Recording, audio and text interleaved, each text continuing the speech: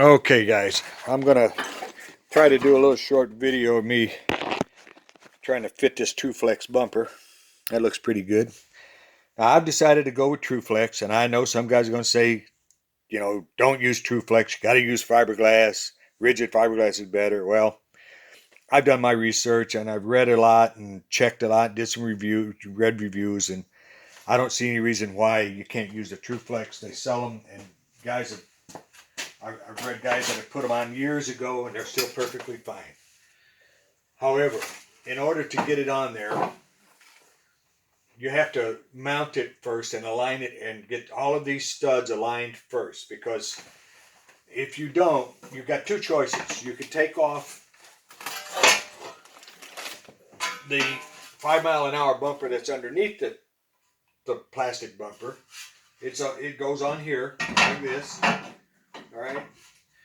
If with this in place, there's no way to get these T-clips. There's no way to get them in there and be able to hold them. And I've tried. I tried for an hour. I couldn't do it, and I finally gave up. Everybody says to just mount your, or get your clips on first, using the nuts. These are the T-clips, and using the nuts. Well, the holes in the bumper, the fiberglass, are too big for the nuts, so I had to use washers to get the nuts, and the only washers that would work are fairly large washers. When I tried to put it on, the washers are too large. They wouldn't let me push it down far enough to get it lined up. So the only way I could do that then, I'd have to grind off the bottom of the washers and hope I get them positioned correctly. I decided to heck with all of that. I'm just going to take this bumper off. Just take it off, get it out of my way. And then I could, one at a time, I could mount each of these T-clips on here with the nut and the washer, get it aligned, tighten them up nice and tight, so that then I can bond the T-clips in place once I've got everything fitted and I know that it will go together. So that's what I'm doing now. And I had to file out some of these holes in the car a little bit to get the bumper to align flush with the top, and I'm going to show you that right now. And this is you're doing one at a time. And I did the center ones first, got them nice and lined up nice, and I've got it's nice and flush here all the way across. I've got it here, it's flush here, nice and flush all the way across. And I'm getting ready to do this last one right here, all right? And get it off. So I get one of these little flat washers. And these are the washers that I'm using, as you can see.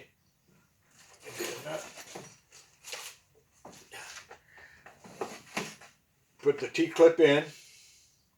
Now, one guy said he just ground down all of the T-clips so that he would have more adjustment. These have a specific profile. I decided I wanted to try to keep that profile. But you put that T-clip in, put your washer on, get your nut on there, tighten it up snug with your fingers, just finger tight. Alright, then you want to go back, fit this back in. Alright, once you get it lined up, fit it back in. Now you got to get this last one in. Got to find where the hole is at. There it goes. Oh wow, that one went nice. And I think I'm right there. Yeah, that one's going to be good. So I didn't have to do a whole lot, and terrific. Now I've lost my little wrench. What I do with it? What I do with the wrench? Ah. Oh, come on, Bill. What did I do with the wrench? Oh no. What did I do with it? Oh, there it is. I dropped it on the floor. I have this wrench. It's very thin. And I know where this is going. Actually, this is good. This one lined up nice. I didn't have to do much at all. That looks good. Back this up just a tiny bit, just enough I can get that wrench in there. And tighten down this nut. Now once I tighten it, it may be not aligned as good as it was, but we'll see. Yeah, that's not bad at all. Actually, I think that once I tightened it, I'm still just a hair high. So let me tighten it nice and snug so it doesn't move. Yeah, I need to go down just a tiny bit. Now, this is where I ran, what I'm saying I ran into with the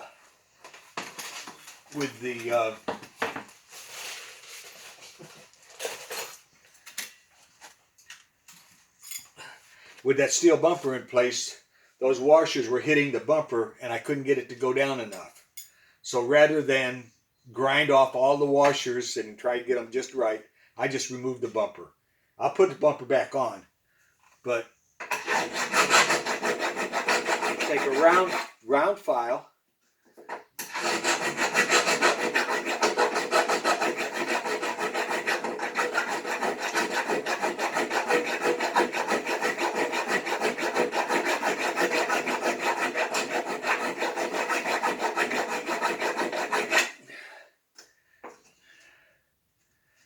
Make that hole a little bit bigger on the bottom.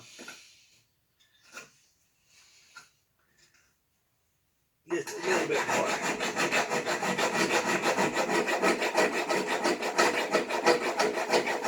That'll allow the bumper to go down just a little bit.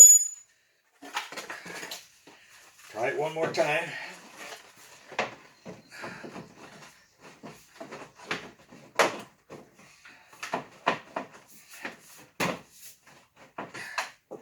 Come on. There it goes. There it goes. Okay. Keep in mind the center line here where you've got the little contour. It follows down the bumper and lines up nice. That's why you start in the center. You make sure you get that lined up right. And then you check your ends to make sure you're okay on your ends.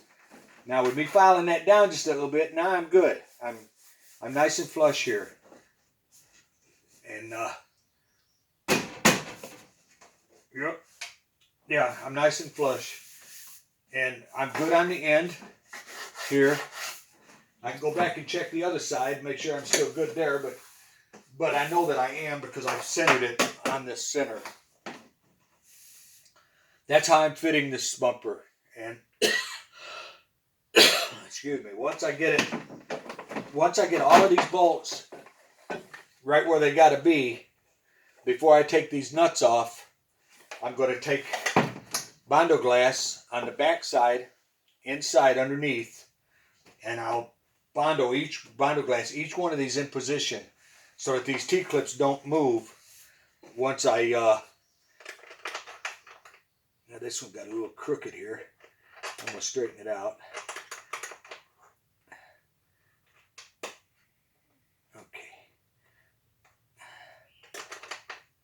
It just the T-clip was a little crooked, and I just want to make sure it's straight. But I'll have to double check this now because every time you loosen one of these, it moves a tiny bit. And just a hair off, 1/16 of an inch. And if you want everything nice, you got to be right on the money. And this all takes a lot of patience.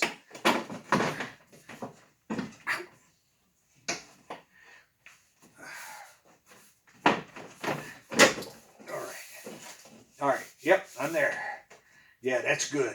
That's good. That's nice.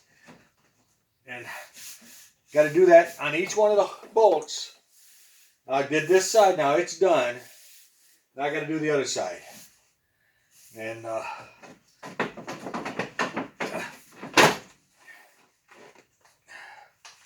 once I get all of these bolts in and I fit it again back on and I know that it's dead on, then I'll bondo glass each one of these in place from the back side so I can take these nuts off, because the nuts then are what goes on the inside of the metal channel to hold everything straight.